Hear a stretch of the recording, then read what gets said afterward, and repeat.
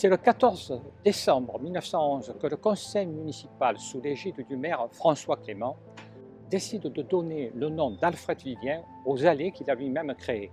Allées constituées de palmiers et d'eucalyptus qui se terminaient sur la place de la Consigne. Aujourd'hui, les allées Vivien démarrent au niveau de la fontaine du bicentenaire, qui est derrière nous, bicentenaire de la Révolution, et du monument aux morts d'Henri Lombard, pour se terminer au niveau de la prud'homie des pêcheurs et de la place dédiée à Clément Monegrasse. Après, nous démarrons sur la corniche Bonaparte. Lorsqu'on se promène le long des quais, aux abords de l'office de tourisme, on peut voir un monument relativement modeste. C'est un buste en marbre blanc qui est dédié à Alfred Jean-Baptiste Vivien. Alfred Jean-Baptiste Vivien fut effectivement maire de la commune de 1881 à 1902. Lorsqu'on regarde un petit peu la colonne, le piédestal qui soutient le buste, on peut y lire « À l'éducateur, aux républicains, ses élèves, ses amis », ainsi que sa date de naissance, 1832, il est né le 22 décembre 1832, et la date de sa mort en 1909. Le buste représente un notable du siècle dernier. Le costume est effectivement soigné, la cravate avec un nœud papillon, une chevelure ondulante, ondoyante, avec une moustache assez profuse et extrêmement bien peignée. Le regard est celui d'un homme actif, vigilant, mais également chaleureux. Alfred Vivien est le fils de Jacques Vivien et de Stéphanie Adenau. Il va marquer la vie des Bandolais pendant plus de 40 ans, de Second Empire jusqu'à la Troisième République. Il occupera 6 mandats de maire, ce qui est assez exceptionnel. En 1833, paraît la loi Guizot qui oblige chaque commune à créer une école communale. Jacques Vivien, le père d'Alfred, qui était instituteur depuis 1843, crée une école en 1846 au niveau d'un hôtel-restaurant qui se trouvait rue des Écoles, anciennement le chemin qui conduisait à Port-d'Alon.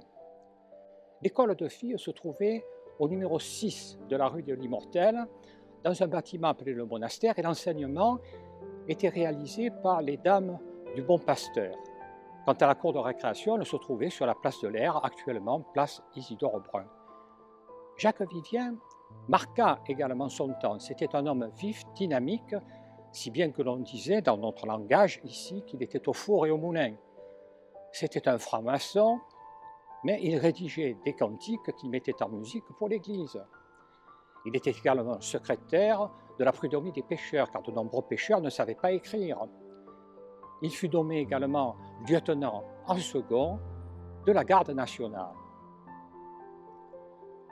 En 1850 fut publiée la loi Fallou. À ce moment-là, en 1851, Jacques Vivien décide de créer un pensionnat qu'il annexe à l'école communale. C'est son fils qui, à l'âge de 19 ans, sorti instituteur de l'école normale de Draguignan, qui va prendre la relève. Il a l'autorisation du conseil municipal en 1860 et va donc diriger le pensionnat jusqu'en 1880. 1860, le 25 juin, c'est la date où il épouse Victorine Martin. Le pensionnat Vivien va connaître rapidement un essor important. De ce fait, Alfred Vivien va acheter avec ses propres deniers une vaste propriété située au numéro 1 de la rue des Écoles. Ce pensionnat va se développer de plus en plus jusqu'en 1908 et il permettra de compenser une période de marasme économique pour la ville de Bandol qui était liée à la destruction de la vigne par le phylloxéra et par voie de conséquence une extinction également de la tonnellerie. Alfred Vivien est élu maire le 2 janvier 1881 et restera à cette fonction pendant 6 mandats, ce qui est relativement exceptionnel. Sur une vue du port qui date de la fin du XIXe siècle, on voit nettement 2 chemins, l'un qui monte au moulin à vent et au silo à grains, l'autre un petit peu plus bas, qui va au reste des remparts et du château. Au niveau du bord de mer, des bateaux qui sont amarrés à des pilotis, il n'y a pas de quai. Quant à la grande jetée, elle a été raccordée à la terre ferme quelques décennies auparavant. Le programme d'Alfred Vivien se décline en 3 points principaux. Tout d'abord, redonner un essor, un élan à l'agriculture, et en particulier à la vigne. Pour cela, on va désinfecter les terrains. Il va demander à ce qu'on implante des ceps d'origine américaine et également créer des points d'arrosage un petit peu partout au niveau du territoire. Le deuxième point, c'est de développer les aménagements du port qui sont demandés de plusieurs années par les pêcheurs. Ceci sera achevé en 1885 et en 1884, il fait draguer le port de manière à ce qu'il pénètre des bateaux de plus grand tonnage. Quant à la contre-jetée située à l'est du port et qui est demandée depuis plusieurs années, elle sera débattue en conseil municipal, mais compte tenu de problèmes financiers, elle ne sera finalement réalisée sous Octave Morel. Le troisième point, c'est de construire une école de filles, ce qui sera réalisé en 1884. C'est le bâtiment que l'on retrouve sur l'actuelle place Lucien Grillon et qui est dans le prolongement à l'époque du pensionnat de la rue des Écoles. Alfred Vivien était un républicain radical, à l'image de Clémenceau, comme on était un peu partout dans le Var à cette époque. Un exemple de son rationalisme, même si cela est symbolique, c'est d'avoir demandé au préfet l'interdiction des processions en 1885. Ainsi, en 1896, après un été caniculaire, il interdit au curé Bailly de sortir Notre-Dame de Grâce et d'en faire une procession pour réclamer la pluie. Lui croit à la science et pas au miracle. Alfred Vivien est réélu en 1902. Mais coup de tonnerre, un article paraît dans le Petit Var dans lequel il écrit donner sa démission.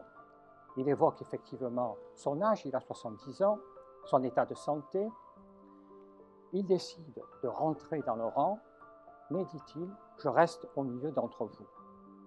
Le 30 juin, le conseil municipal essaie de le faire revenir sur sa décision, mais en vain. Le 6 juillet, ce sera Lucien Bagary qui sera nommé à la tête de la municipalité. Mais Alfred Vivien conserve toutes ses convictions politiques. En 1903, Alfred Vivien est décoré de la Légion d'honneur. Il est fait chevalier de la Légion d'honneur par le maire de Bormes-les-Mimosas. En 1904, il préside un groupe de libres penseurs appelé La Raison, dont les adhérents sont surtout préoccupés par le fait de n'avoir que des obsèques de type civil. En 1908 est inauguré le nouveau pensionnat par Georges Clémenceau. En effet, le maire Lucien Bagary avait jugé le pensionnat de Vivien trop petit, trop vieillot, et il fit construire au quartier dit du Plateau, sur une surface d'environ 8000 m², un nouveau groupe scolaire. Donc le 8 octobre, inauguration, un banquet de près de 500 couverts est servi rue des Écoles avec un repas froid. Et le 9 octobre, d'ailleurs, est déclaré férié dans tout le Var. Mais beaucoup de personnes se rappellent de Georges Clémenceau comme étant celui qui avait maté la révolte des viticulteurs de Narbonne. Ils avaient demandé du pain, ils avaient reçu du plomb. Ainsi, Alfred Vivien resta dans sa maison sur le port et de nombreux partisans qui étaient fidèles à Alfred Vivien, adeptes du progrès social, vinrent s'amasser devant sa maison pour soutenir le vétéran et le vieil et noble Alfred Vivien. Quelques mois plus tard, le 21 janvier 1909, Alfred Vivien décédait dans sa maison et ses obsèques, comme il l'avait demandé, furent essentiellement civiles. Un buste fut alors élaboré, sculpté par Paul Villain de Grandmaison et inauguré en septembre 1910 avec une foule considérable, reconnaissante, mais seule sa femme et son fils assistèrent à l'inauguration, le maire n'y assistant pas pour des raisons de divergence politique. Ce buste fut d'ailleurs décapité durant la Seconde Guerre mondiale, comme cela est écrit dans le Petit Var. Des statues condamnées faisaient partie donc de ces statues qui étaient récupérées pour utiliser le métal de bronze du buste de Vivien ainsi que d'autres statues. Ce n'est qu'en 1949 qu'Octave Morel décida, le sculpteur Paul Gondard, de réaliser un second buste en marbre de Carrare. C'est celui que nous avons vu près de l'entrée de l'Office de tourisme. Enfin, il faut dire que Alfred Vivien a écrit une monographie sur Bandol, éditée à Toulon en 1872. Monographie de 19 pages, dans laquelle il décrit les Bandolais comme étant accueillants, hospitaliers et soucieux de leurs conditions de travail, de leur probité et également du bon droit. Alfred Vivien est inhumé dans le cimetière central de Bandol, avenue du 11 novembre 1918, allée des Lauriers. Comme on peut le voir, sa tombe n'est pas surmontée d'une croix. Comme on l'a dit, c'était un anticlérical convaincu et ses obsèques ne furent que civiles. Cette tombe, effectivement, est dans un état désastreux. Le temps a fait ses ravages et elle va être restaurée durant l'année 2025 grâce au don réalisé par Carole Cosanet lors de la vente de son livre sur Bandol et édité par les éditions Récits Regard.